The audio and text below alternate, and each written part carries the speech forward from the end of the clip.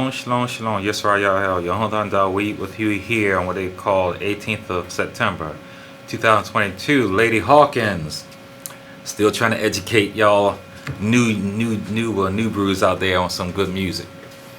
Now, today's topic is those who live on the earth. I probably shouldn't even been in here today. I have a massive toothache, but I came in today, studio live, for the love of Yahweh's people, because of the seriousness of these times. And so yes, I am taking one for the team this day. Pray for me as I continue on. Those who live on the earth. Now, speaking of, I'm in ailing pain right now. We talked about the healing of the body. Talked about linen. I want you to go to any social media website. Look up the Kodesh Homestead. Kodesh being spelled Q-O-D-E-S-H. The Kodesh Homestead talks about the healing properties of linen.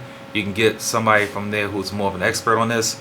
And there's other websites I saw as well, but I'm going to go to this one when I get a chance to order some products, chiefly some sheets. Notice how our bedding is called linens, even though they're not, because they have known for well over a century the healing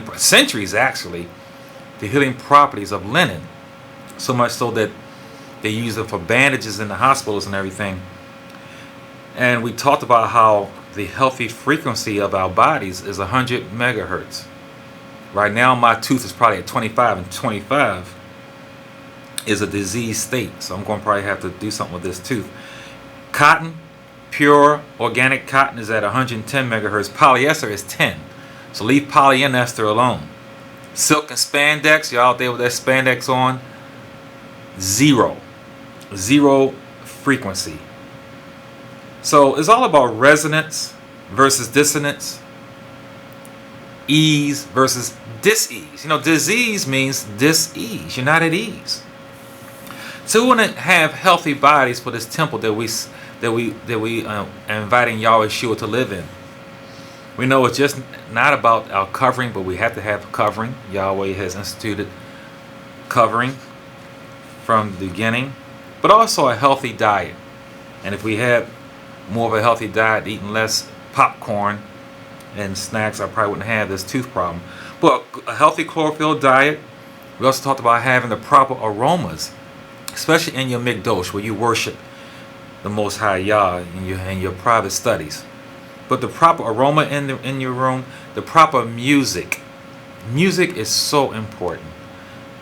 And this is, we know it calms the savage beast. Dawid used music to calm down King Shaul. Also, we want to be hydrated. And then we talked about two other things you just can't do anything about. That melanin that Yahweh gave you. Melanin. You were born with that, and the more you got it, the better you are, and the more awareness you have of the voice of the Ruach HaKodesh. And also coiled hair. This is why electrical engineers and engineers realize that coiledness is power.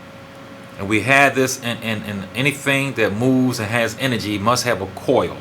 And you have natural energy with your coiled hair and your melanin, being hydrated with a healthy diet to keep the body healthy and honed as you go about in this spiritual warfare we're in. Then we talked about Achan, who was from the tribe of Judah, how he went out and he stole the Babylonian clothing and hid them in the earth. Babylonian clothing of fine rayon and silk, that kind of stuff, with no resonance, no healthy, no healing in it, no spiritual awareness in it, and he hid it in the earth. And today's topic is those who live on the earth. And he hid it in the earth, these garments of silk, juxtaposed against Rahab, whose title is like you think harlot was her last name, but it wasn't. Rahab the harlot, one of the most righteous women ever to walk the earth. How she had that flax on her rooftop in hope and promise as she laid on her back to support her whole family, which included a father. Can you imagine that? with you laying on your back, making a living for the whole family, her brothers, her sisters. But this woman knew there was more for her. She was not just here for that. And she studied and she listened and she knew those Hebrews were coming. And she prepared herself by making flax. It takes over a year to make the purest of flax, the best of flax, the highest quality. It takes about a year. So, poor people can't really afford this. So she made an investment. And we see it paid off as she married Salmon, who is in the line of HaMashiach, our Savior. And Yahweh's bride is made ready with a gown of linen. Linen comes from flax. This is righteousness. We talked about righteous covering. We know flax it has to be dried in the sun. Yahweh, Shua, is the Son of righteousness. We talked about how the process of making flax at first has to be uprooted. Are you uprooted from those who live on the earth? Abraham, who began this whole line of the Hebrews, was uprooted from his father, his family, from in the land of Ur. Uprooted. We must be uprooted from those who live on the earth. You don't cut flax, you uproot it. And then it has to be immersed 3 days in water. To be lodged in water, and they put stones on top of it to keep it from coming back up. I liken those stones to the commandments that Moshe brought down from the Sinai.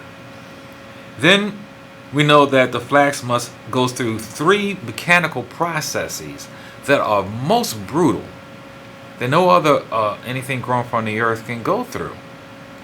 They have to goes through a stage of breaking, then scutching, and then hackling. And I like that word, hackling. Yahweh Shua, the righteous one, was hackled. Ha! You the son of Yahweh, save yourself. Then we'll believe you. Come down from that tree, then we'll believe you.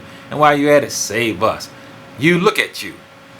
And they definitely broke him, whipped him, beat him, bruised him, scutched him. He went through this whole process. And on that last process is when the flax, and I want you to go to their website I talked about last week. I forget what it is, but look up the process of making flax. You'll find some of them. The process of making linen, I should say. And then you'll see what flax goes through. And that last part that it goes through is there's like a bed of nails. And the flax has to be raked through these nails. And it rips through this flax. And what remains is called line, L-I-N-E. What doesn't is called tow, T-O-W. Now that tow is still linen, but it's not as high as quality linen as the line. This is where that saying comes from, can you tow the line? Those who can tow the line are Yahweh's finest. That's his remnant. They are going to be tried in these last days. They're going to be tried and going through this whole process. And those who can toe the line will come out fine, like fine linen. Yahweh Shua's bride is a pure bride wearing a gown of linen. Isn't this a beautiful teaching? You probably never really understood the deepness of this whole thing about linen and how it correlates to righteousness. Now, think about Adam, how Yahweh sacrificed 2 animals, 2 sheep, and he put on Adam wool. So we have wool here, and wool has 110 megahertz. But think about it. He put on this man the skins of the most humble creature that he created. So it's a reason for that. Yahweh knows the ruach of all creatures. That's why some creatures are allowed to be on the sacrificial offering, and some are not. Some are clean and some unclean, because Yahweh knows the ruach he put in each animal. And an animal of the sheep, he put a most humble ruach, and that's what he put on Adam and Mother Hawa, who sinned against him, who hurt him in his heart. He put on humble covering, And that's what we're supposed to be, because we had to be breached back to Yahweh through animals. And that is belittling. Since were to rule over the animals, we subjected ourselves and lowered ourselves beneath the animals by listening to the serpent, an animal. So then Yahweh humbled us by having us have to go back through the animal to get to him. It's the most humbling process. But what did Adam do? He tried to put on grass, cover himself with figs, something that has no pain when it's cut, or you can do anything you want with vegetation. It has no pain because it's chlorophyll, it's not blood. But no, this thing of sacrifice and righteousness and sin, all of that is dealing with blood. And in blood there is pain. This is why you have no pain when you cut your hair or clip your nails, because there's no blood in them. But don't prick your skin. You have pain in your teeth because you have roots. The enamel's no problem. It's the roots that are inside, full of blood. Yahweh says, no, you're not getting away with that. You're not going to cover yourself with grass. You're going to put on these skins, because something had to die because of what you did, because of what we did. Cain knew this. Animals had to be sacrificed to cover him up. So it wasn't like he didn't know this. It wasn't like they weren't taught this by their father. Yet he went on and tried to offer up grass. I don't care how fine the fruits and vegetables are, it was unrighteous. And he knew this. And if he didn't know, he knew when he had that mark put on his head and was put out. What does a truly repentant soul does when they first come to the realization, when they come before Yahweh and come to the realization of their depravity of righteousness? We rend our clothes. That's what we do. You rend your clothes. You rend your clothes because you're showing your bareness. Indeed, I am uncircumcised and unclean. Our best righteousness is like a menstrual rag. Even right now, you wouldn't pick up a menstrual rag. You wouldn't have it in the bed with you. You wouldn't handle it. It is filthy even to us as with a history of sin. Much less before Yahweh. Our best righteousness is like that. Something that you wouldn't even want to handle or have in your presence. So somebody who's truly repentant acknowledges their sin, and they rend their clothes before Yahweh and say, here I am, naked before you. This is me bearing all without trying to cover up fake righteousness. I am unrighteous before Yahweh. Have mercy on me. And that leads us into this topic. Those who live on the earth. Because they still think they're righteous. They have another covering on. They have another covering on. But those who repent know that there is no righteousness within ourselves. So we seek mercy. We do not seek Yahweh Shua to get off the mercy seat so we can get at the commandments. We know that salvation is only in Him. Zephaniah 1:8. And it reads, and it will be in that day of Yahweh's sacrifice that I will punish the princes and the king's children and all such as are clothed in foreign apparel. Did you ever think about that before? Why is he talking about cursing and punishing those who wear foreign apparel? So is Yahweh saying you wear certain clothes so then you can't get into the kingdom? So obviously we know it's more than just clothing. We have is representing the person. The clothes that are on the outside of the soul represents what's inside. You know, about 20 years ago, I don't look at TV. I don't even have a TV. I don't look at TV. But I remember watching, it was a reality show. I don't know the name of it because I don't, and was a dating show, and the premise, reason why I stopped and looked at it because of the premise. Premise was this: the woman, and it switched up the man as well, but the woman would have to choose which of these three men she wanted without ever seeing the man. She has to see the affects of the man. One of the things, you go in, you see what books he read, you see what clothes he wear. They had to go into the closet and see what kind of clothing he wore, and these type of things. And then you go to the next man's affects. And I love this premise because the woman could not use her eyes, and vice versa. The man could not use his eyes to decide which one of these women he would choose as his bride. And this is a beautiful premise because the eyes deceive. Look at the woman, and she's beautiful and curvy, but then if you see that she's a hoochie mama, you can tell based on her closet. What's in your closet says a lot about the person. And also what's on his bookshelf. You look at my bookshelf, you're going to know what kind of man this is based on what's on my bookshelf. And the same thing with my closet, but it speaks, what the person wears speaks a lot to them. So that adds a lot of weight to what is said here in Zephaniah 1:8 about Yahweh judging those who wear foreign apparel. Because a Hebrew wears appropriate apparel. And you should not even be wearing animal skins. Because again, I'm talking about wild animals and all that. Lions and tigers and bears and all this kind of thing. And they market that to us. We realize again, why did not Yahweh choose a leopard or snake skins to cover up, since they got beguiled by the serpent?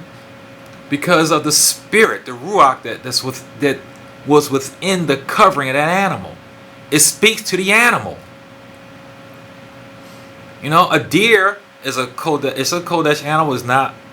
It can't be put onto the sacrifice. Why? Because a deer is kind of a fearful animal. Yahweh did not give us a spirit of fear.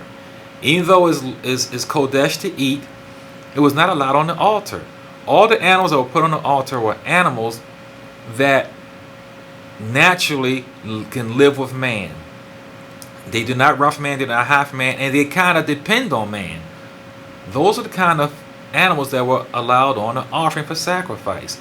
You think that was just by coincidence? Yah is all about the ruach of the animal that's within those skins. So it behooves you not to wear wild animal skins and evils. You shouldn't be wearing certain clothing. Yahweh will judge those who wear foreign apparel. The whole world knew who the Hebrew was based on what their clothing looked like. The Egyptian princess knew that there was a Hebrew boy that she drew out of water because the Moshe was covering Moshe up. That was a Hebrew baby. Zechariah 3:1-7. Zechariah 3, and I want to read verses 1-7. Then he showed me Yahushua, the high priest, standing before the Malach of Yahweh, and Satan, standing at his right hand to oppose him. And Yahweh said to Satan, Yahweh rebuke you, Satan. Yahweh, who has chosen Yerushalayim, rebuke you. Is this not a brand plucked from the fire? Now Yahushua was clothed with filthy garments and was standing before the Malach.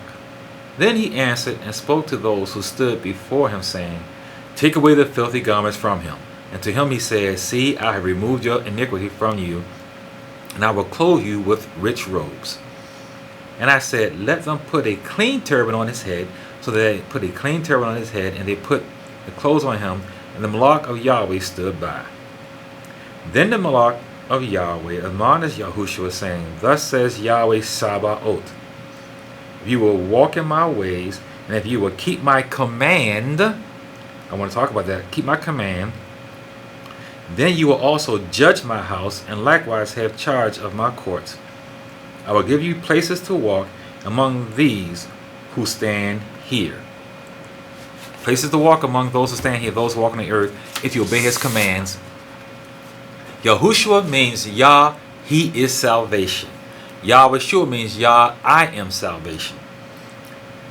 So this is what you call Joshua, who was a high priest, and in his best righteousness before Yahweh was filthy rags.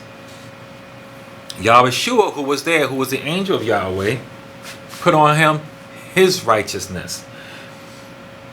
As long as this is not just about clothing.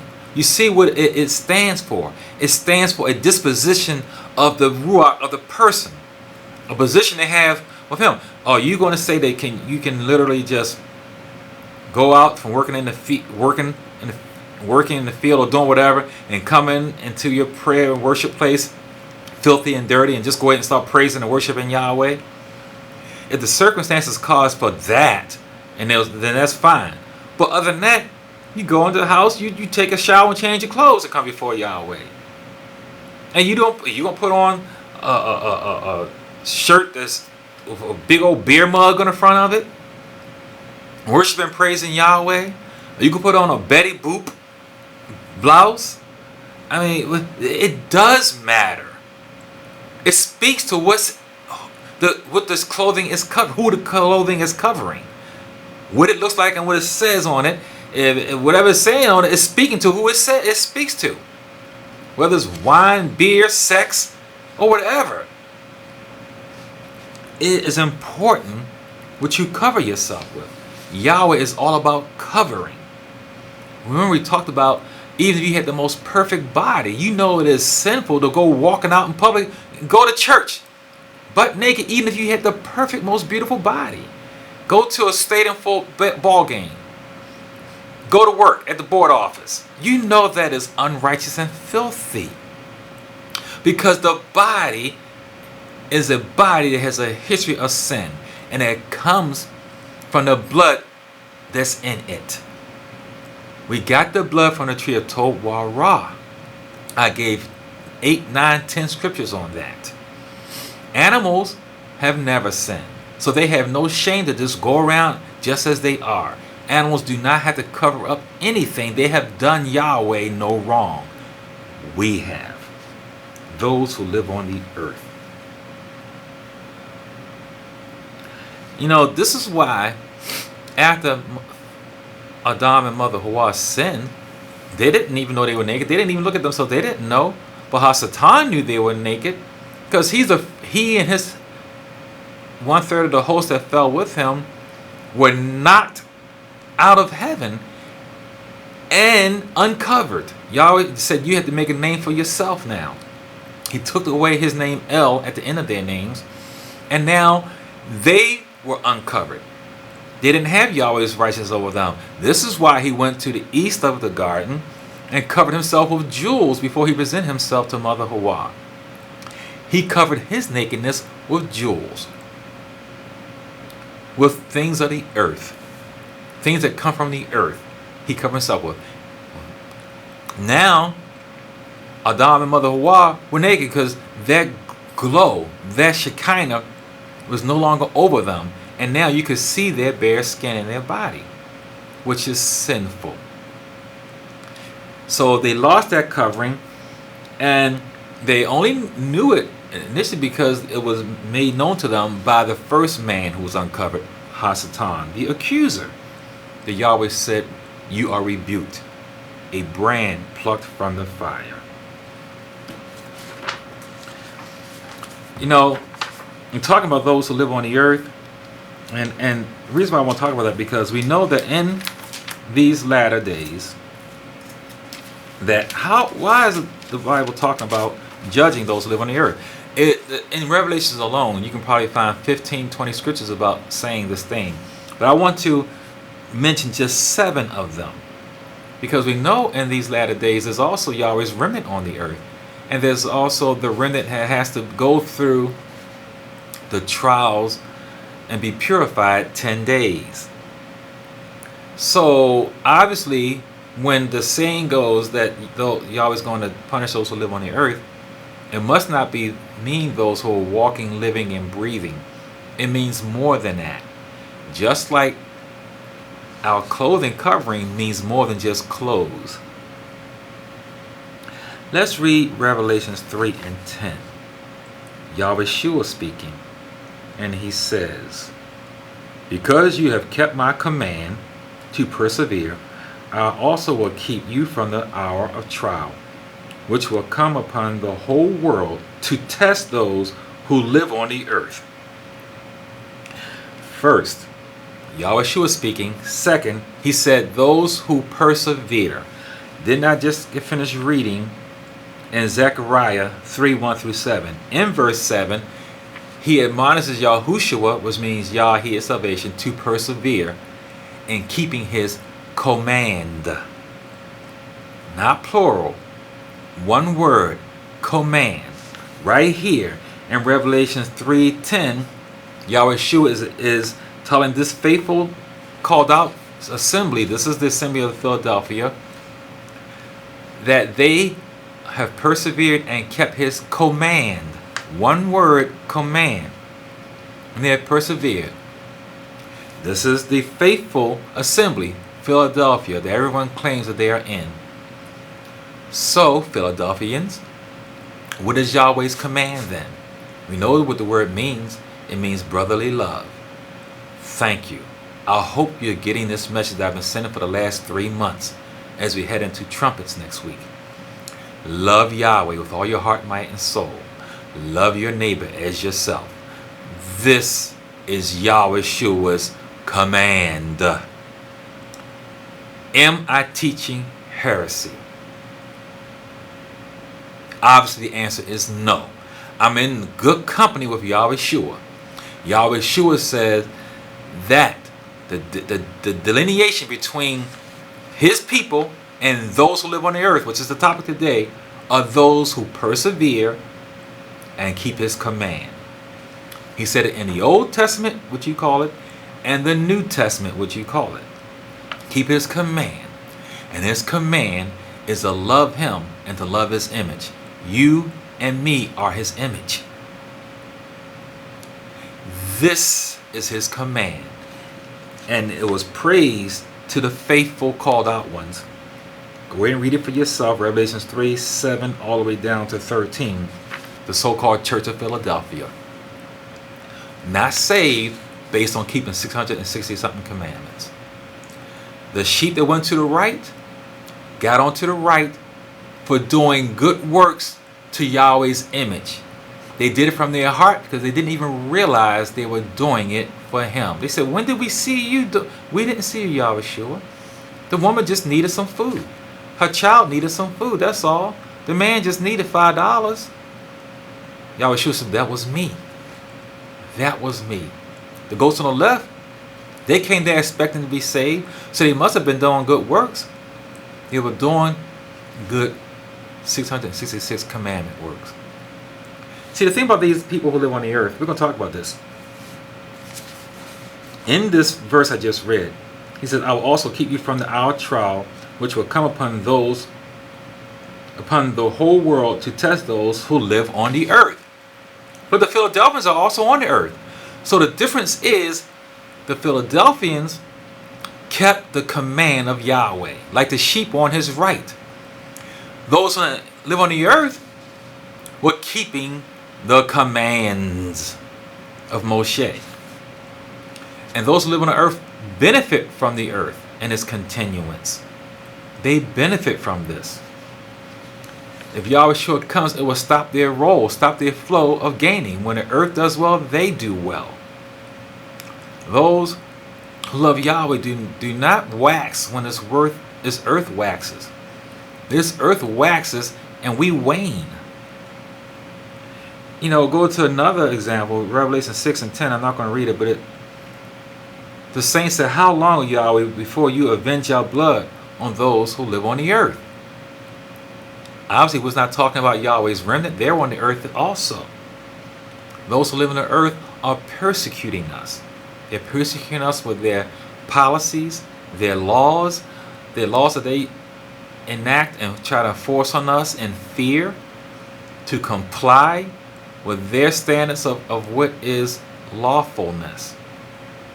Those who live on earth are not against law. They want law. They want law per their point of view, not Yahweh's point of view. Revelations, I do want to read this one. Revelations 11, 7 through 10. Revelation 11, 7 through 10. Jonathan Dawid here on WFPR 1590. Streaming live on MyTune Radio. 11, 7 through 10. And it reads, this is when the witnesses were killed, the two witnesses, remember? We had 2 lessons on that. When they finished their testimony, the beast that ascends out of the bottomless pit will make war against them, overcome them, and kill them. And their dead bodies will lie in the street of the great city, which spiritually is called Sodom and Egypt, where also our master was executed. Then those from the peoples, tribes, tongues, and nations will see their dead bodies 3.5 days, and not allow their dead bodies to be put into graves. And those who live on the earth will rejoice over them, make merry, send gifts to one another, and because these 2 prophets tormented those who live on the earth. Now in the previous scripture, Yahweh talks about testing those who live on the earth. Now when a teacher gives a test, I want people to get this right about this word test. When a teacher gives the class a test, it's not to test what he or she knows. The teacher already knows the information. The teacher is the instructor. That's why he and she is teaching it. The students are getting the test to see what they know and don't know. Then the teacher will know what the student doesn't know based on the results of the test. When Yahweh tests us, it's not for him to gain knowledge out of the test. It's for us to gain the knowledge out of the test. And it's for us to see where we're lacking. And then here we see that these who live on the earth were celebrating, and they were keeping, by fact, this was Purim. They were keeping Purim.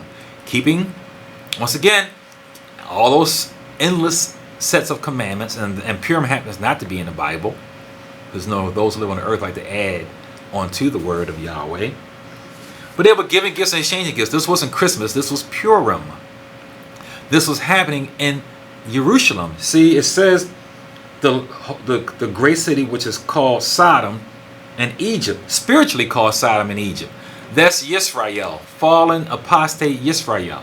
So they were not keeping Christmas in Israel, they were keeping Purim. And they were celebrating and giving gifts and exchanging gifts with the death of these 2 righteous men who was teaching the Besorah.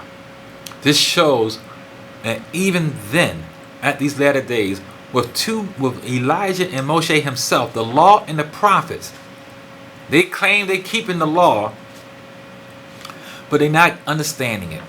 They will go ahead and kill Moshe and kill Elijah. The soul that sins must die. And these 2 men didn't die, so they came back, but they die and then they go back to heaven. So those who live on the earth are those who celebrate life on the earth. They couldn't wait for this COVID pandemic to be over so they can have the restraints loose so they can go back and enjoy their lives. It's about going back to life, enjoying life as if it was so great before COVID.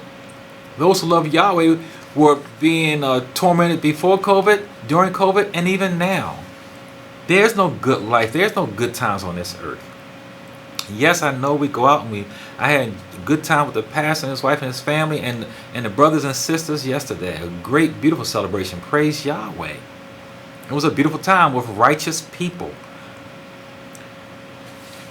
Nevertheless, we are plucked up like flax and plucked up away from the world. We were not with those who live on the earth. We were not amongst them. Not that, and if we are amongst them, it's for righteousness' sake. You know, Yahweh Shua was embedded with unrighteous people. Only the sick people need a physician. I need to see a dentist. I don't go to the dentist with healthy teeth. You go to the dentist if you have a tooth problem. You go to the doctor if you have a health problem. You go to Yahweh Shua if you acknowledge yourself as needing his righteousness and his grace. If you think you're fine with what you're doing, then you don't need Yahweh Shua. So those who live on the earth are those who are living their best life, as juxtaposed to the remnant of Yahweh who are here learning of him and being fruitful and multiplying in the Besorah message. Let's go over 2 more verses of Revelation. Revelation 13, 7 and 8. Let's go over 2 chapters. Revelation 13, 7 and 8. And it reads, "It was granted to him to make war with the saints, the Kadashim, and to overcome them. And authority was given him over every tribe, tongue, and nation. All who live on the earth will worship him, whose names have not been written in the book of life of the Lamb slain from the foundation of the world." Those who live on the earth are going to worship the beast. They're going to worship this beast. Now, I want to let's read. Let me go to Revelation 13, 14 first. Okay, let me go down to verse 14. Let's stay right here in the same chapter. Go down to 14 before I make this comment.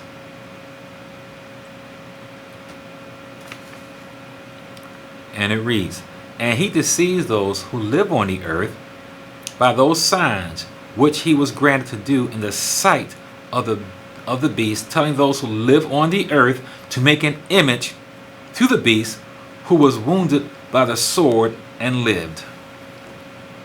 Remember, we talked about the false Messiah too, because some people aren't going to be fooled by the first anti-Messiah until the false anti-Messiah kills him. They're going to say, "Oh, then that's the correct Messiah because he just killed that one." But so we see that they're going to make this image. They're going to be deceived by this beast. And how's that going to happen? We know they say God don't like ugly. We know Yahweh doesn't like ugly. Yahweh makes beautiful things. He doesn't make anything ugly. He doesn't create ugly. That's not what a beautiful creator does. So one of the things that we taught here on Yahweh for Christians that is imperative. Please listen clearly what I'm getting ready to say right now. This is imperative about this deception thing. Everything that we read in Daniel, everything that we read in Revelation, everything about beasts and dragons and horns and all these things has nothing, zero, this is important I'm getting ready to say, zero about looks of ugliness. Nobody, the narrative speaks to the ruach of these things. Hasatan was not an ugly creature in the Garden of Eden. He even jazzed himself up with the beautiful jewels that Yahweh made, beautiful stones. Yahweh made everything beautiful. So if Hasatan covered himself with things of the earth, it had to have been beautiful. He himself was the most beautiful creature in heaven.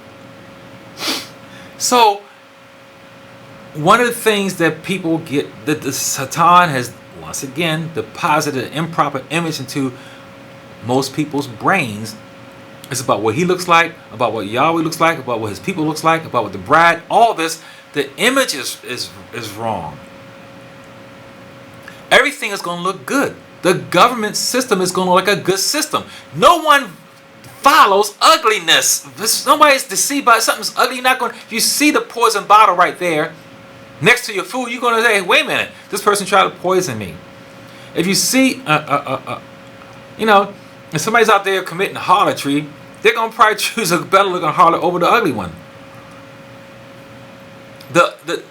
No one, when the Miss America pageant, the Miss Universe pageant, they're choosing the beautiful. It's beauty that moves things that people go for. It used to be they always wanted the tall king, the tall president.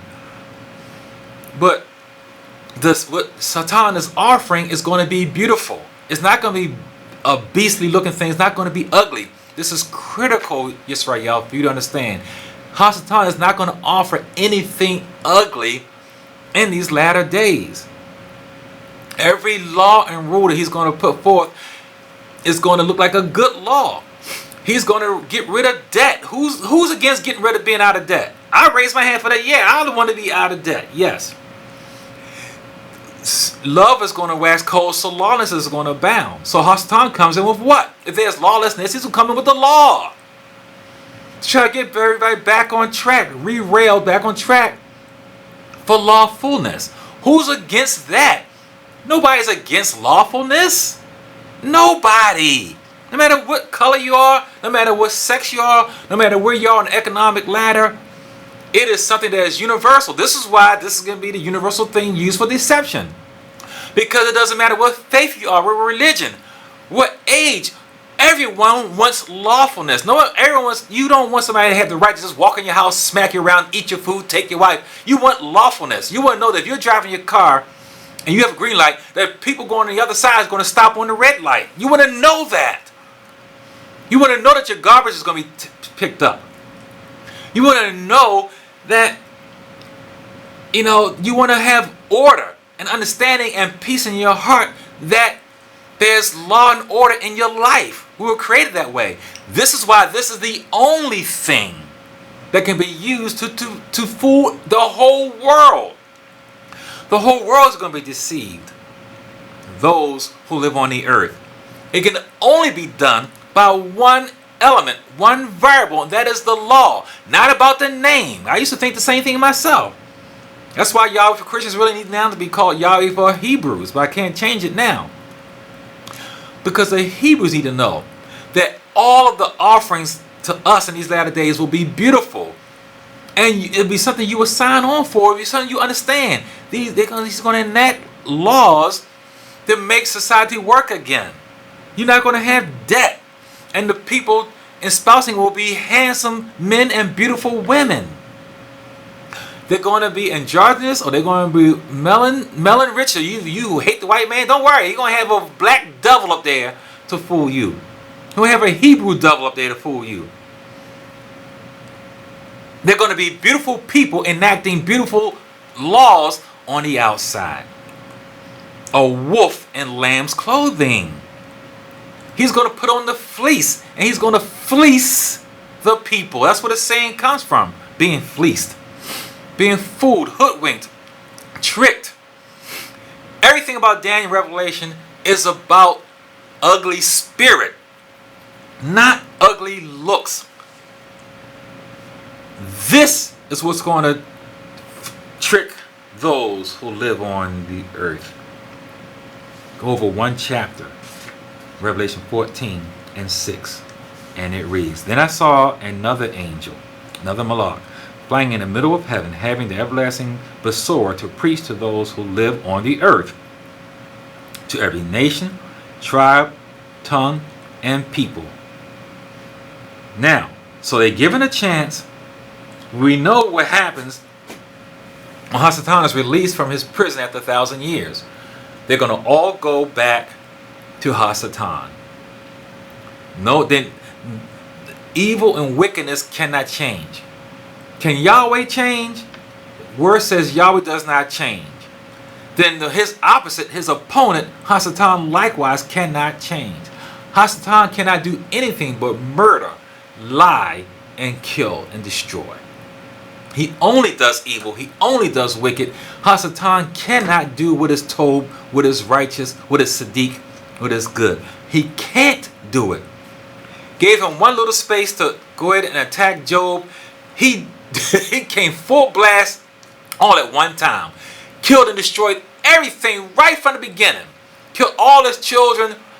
Took his, and that didn't work. Then you always said, okay, you can touch his body, don't kill him. Then took his health completely. You know what? You would think that he probably would have had a little bit better of a chance if Eob lost maybe one child one day, then the next child the next day, and then, just spread it out. Probably had a little bit better of a chance. And when he goes full balls to the wall, what does Eob got to lose? He can't lose nothing else. Nothing worse could happen to him than what happened to him. So, since he had nothing else to lose, we might as well go ahead and stay righteous. But that's how Hasatan is. He cannot. Yahweh Shua on the tree. He had Yahweh Shua at his hand. At his hand, what did he do? Beat him to have him beat to a pulp. had them smashed and cursed and hackled. Just done the most ruthless beating ever done to any man in the history of the world. Job had it light compared to this. Hasatan can do nothing but evil and wickedness and bad. He can't change. Just like Yahweh can't change, he can't change. He cannot change.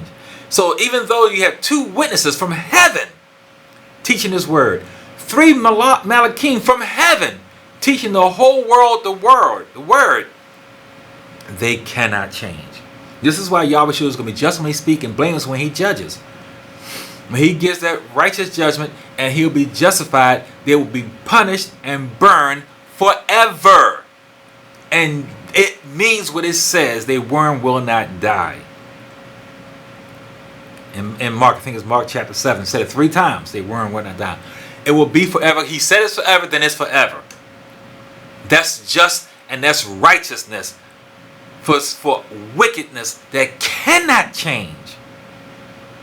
You can do what you want to a pig. From birth, bring a little piglet in the house. Keep it clean. Feed it healthy, good food. Treat it nice. Let it go out, get out in the yard. If it was after a rainstorm and you have mud place, it's going to waddle in that mud. If you take a little lamb from birth and do the same thing and put the lamb outside, the lamb is not going to want to get in that mud.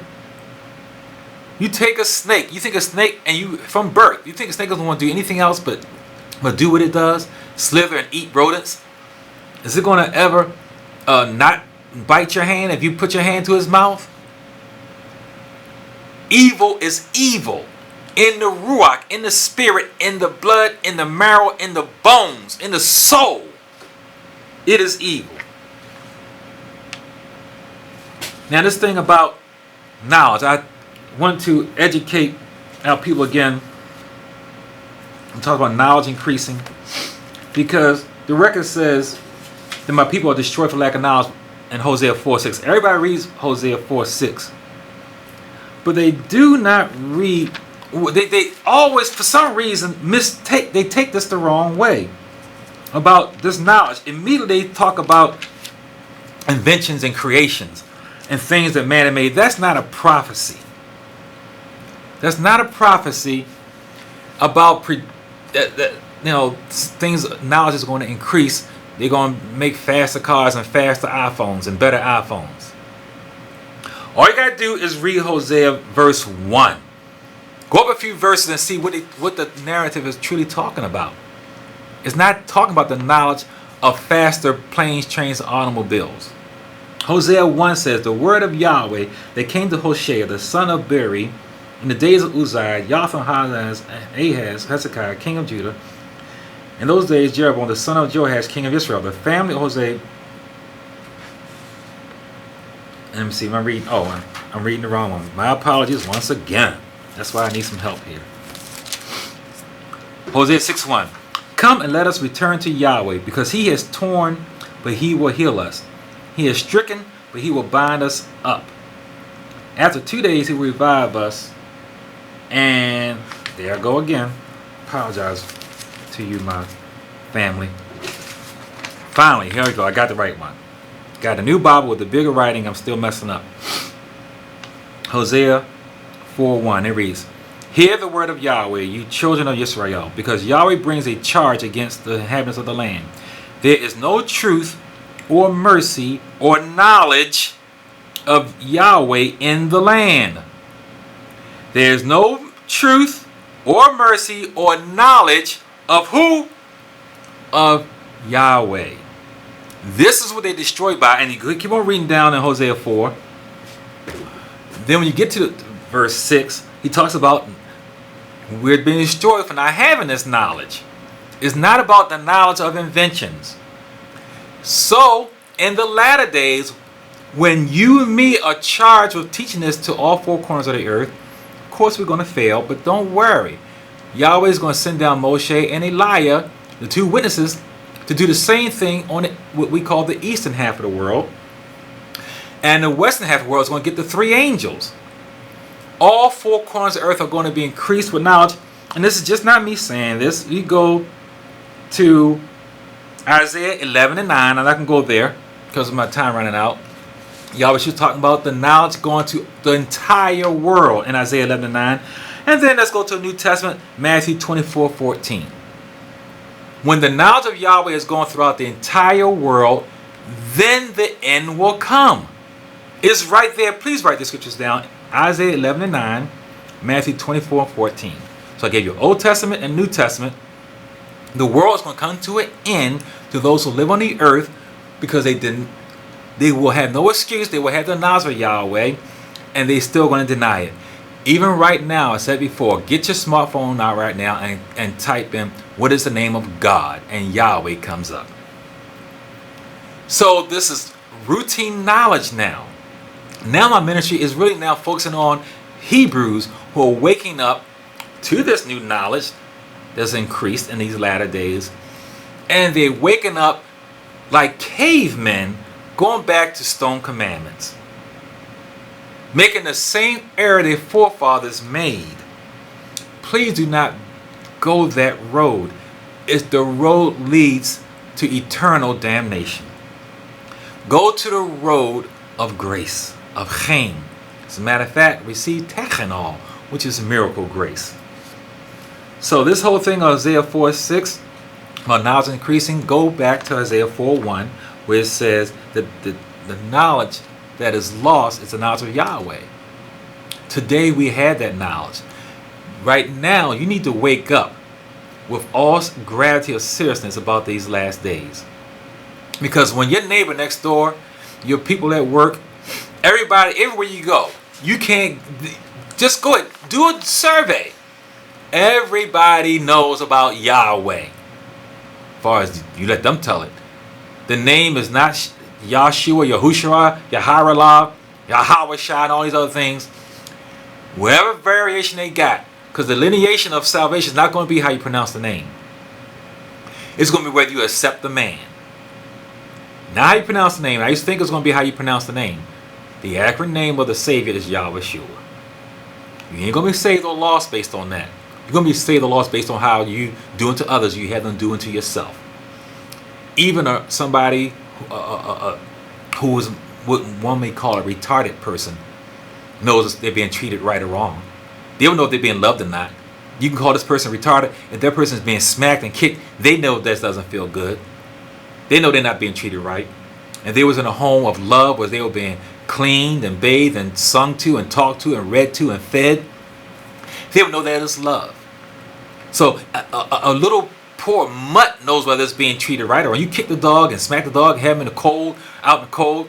Or if you have the dog in the house and feed him and treat him right and hug him and kiss him, whatever you do with the dog, even a dog knows whether it's loved or not. So if a so-called retarded person or a dog knows whether it's loved or not, you think a regular man like you, a woman like you and me don't know whether you're treating them right or wrong or not?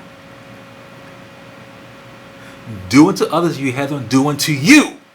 And you go into the right hand of Yahweh Shua.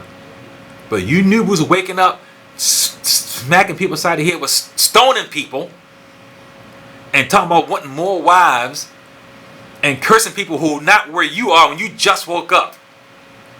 Oh, God got a rude awakening for you. You got a rude awakening because the knowledge is increasing. Everybody knows it, but nobody. But they really don't know it. Because you learn the name. Okay, you know it's not Jesus. Who in the world doesn't know that that the Savior ain't a white-looking female Jesus man? Come on. Everybody knows that. You're not teaching anybody new. Anything with that. Nobody's looking for no white Jesus coming from the sky. Nobody. Not even white people. They even know that. So it's deeper than that. It's more than that. It's more than that. Revelation 17:8 says that they're going to marvel at this beast that comes from the pit. They're going to marvel at him. They're going to be taken by him. They're going to be mesmerized by him. Why? Because just like Mother Hawa, who saw this sparkling creature in the tree, what is this? Caught her eye and her attention. And to this day, all those who live on the earth and those who not receive the grace of Yahweh Shua are doing the same thing. And what is one of his tools on his tool belt? Signs and wonders. Signs and wonders. magic. Didn't I say do not use your eyes? Do not use your eyes, which are set for being beguiled. That your faith comes by hearing, and hearing by the word of Yah. And how can they hear unless they have a preacher? How can it be preached unless they've been sent?